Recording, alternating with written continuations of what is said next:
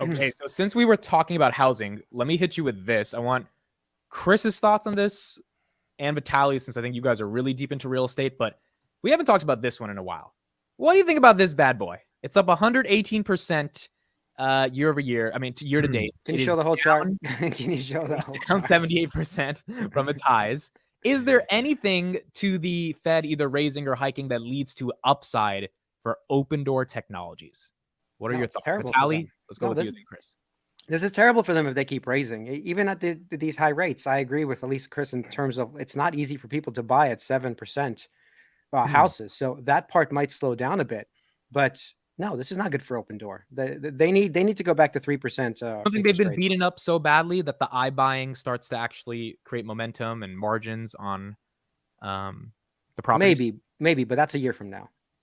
And only if the prices of the houses come down to offset the additional rates, then they're sitting pretty, because when they refinance later, once the rates do come down, they're sitting pretty. So remember, their whole business is, if I want to sell my house, I have to sell it to somebody, right?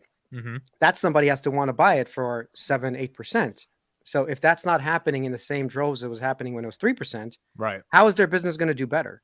You have to wait the 2 years until the rates start to drop again, and then they're probably going to do better if they're the only ones left standing, because Zillow's out of the game, so they're the only ones left. But they also need to turn around and sell that property, no? Like that's what I'm saying. There's two sides to this, right? So it's like, even if they're doing well on one side, they don't want to be landlord, and they don't want to hold those properties. They want to be a middleman and sell it to somebody else. Well, they do hold it, so their business is to hold it and to flip it, and they're not renting it. So you're right, but there's a holding cost for right. them. I'm sure they want to keep that as like Zillow. They want to keep that within 30 freaking days. Yeah. And like I did, there was a point in 2019 where I almost moved to Vegas, and so I was talking with one of the companies that when I was buying my house, and they were basically saying the same thing. They were like, "Hey, we'll buy your home. All the money that we would do to renovate it, we'll build that into like our final cost. So it won't even cost you anything for what we consider as the renovations. We'll just pay that for us on the back end. We just want to get in there and flip it within the month. So they're only sitting on, like, say, a month of the mortgage." Eventually I said no, obviously, but I could see how you could make good money, and with good rates, you could make good money. As a side note, I wonder, how is Meet Kevin's real estate business doing? Does anyone know? Anyone follow that?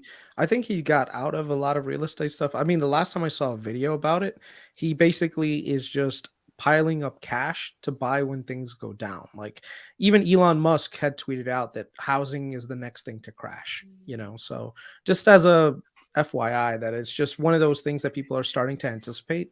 And I think sometimes when you anticipate that something, happens. yeah. I would say in regards to how this all plays out, I just don't know. Like, this is one of those times where it's really hard to predict what's going to happen. Other times you can try to look at past history and say, okay, based on this happening, this is going to happen. Like, how many people got burned this year looking at the inverted yield curve and just saying, oh, well, that has to be a recession and it has to be really bad because the yield curve has never been as inverted as it is today. And it's like, okay, let's see what happens. And every one of those people ended up getting really hurt by that thinking, and I think right now there's still a lot of soft money that's sitting on the sidelines, sitting in money market accounts that could power the bull market going forward if things go the right way. So what's happening is a lot of people have been taking their money out of the market in anticipation of the recession, putting it into money market where you're getting like 4.5-5% return. So that's a lot of cash that's sitting on the sidelines. So if the Fed starts to cut interest rates, those money market accounts are not going to still give you a 5% return. They're going to give you 4, and then they'll give you 3, and then they'll give you 2, and then they'll give you 1. So they're going to say, hey, wait, I can't live on a 2% yield. I need to go and start buying stocks again, and that could power the bull market going forward. Is there any logic to Opendoor stock being a buy right now at all? No, there's still a lot of zombie companies out there that need to work their way out of the system, and that's the problem, that these zombie companies have been able to survive for so long thanks to cheap credit and cheap money. But overall, the number of bankruptcies has gone up significantly. So, like, look at DNA. Opendoor survives.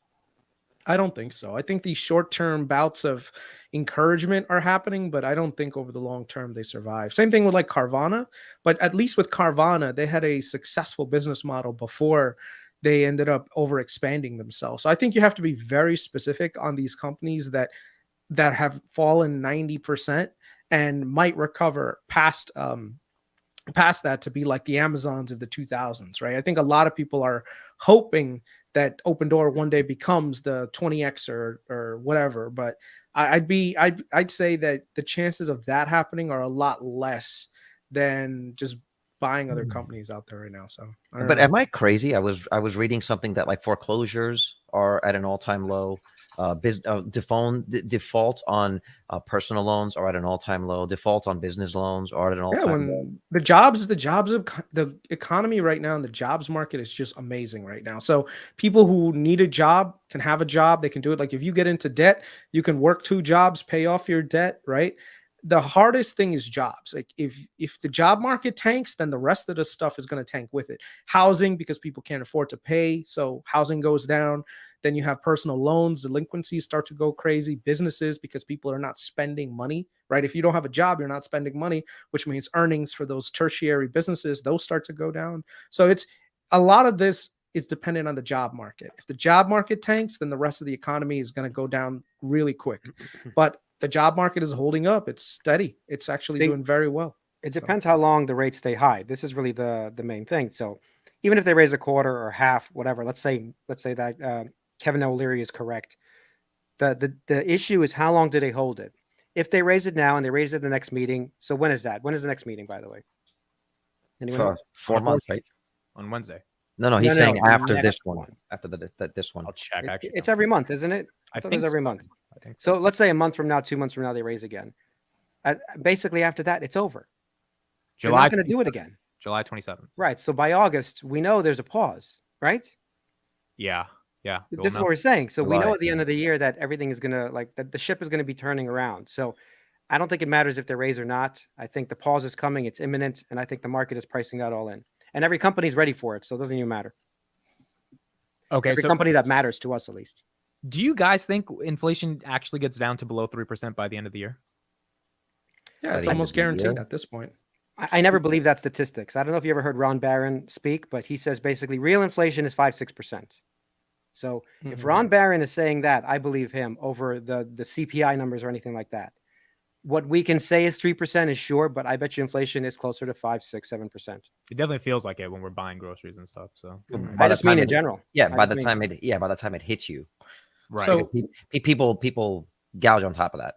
Right. So what we're looking at here is corporate bankruptcies throughout the U.S. And you can see here in terms of corporate bankruptcies for 2023, they're actually relatively high. They're going all the way back to like 2010 levels when the economy was a lot more sour. But that's because there's a lot more zombie companies out there, like the SPACs. Like I'm sure, like I would say about 9 out of 10 SPACs are going to be bankrupt within the next couple of years, right? The business models just didn't work. A lot of people were just getting in without, a lot of crypto companies are going to take a hit. But you can see here, based on this, like almost 236 bankruptcies year to date, corporate bankruptcies have already been filed. And at the rate that this is probably going to be projected towards, it might end up being somewhere around 1,000 corporate bankruptcies, which is a lot, like a lot for corporate bankruptcies are a lot. So yeah, we just, I wonder where all those jobs are going to end up going. I think there might be a transition from white collar to blue collar, because right now the demands for jobs is not in white collar jobs. It's in service related, blue collar, trades. And that's the trades jobs. Like a lot of people have been shunning trades jobs for the last 10 years, which is dumb. Like I'm sure that there's going to be a lot more people going from learn to code to learn to weld. I don't know if you saw that on Twitter. That's funny.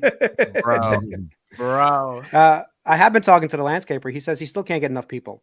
So absolutely that there is not enough of these people who want to do those jobs.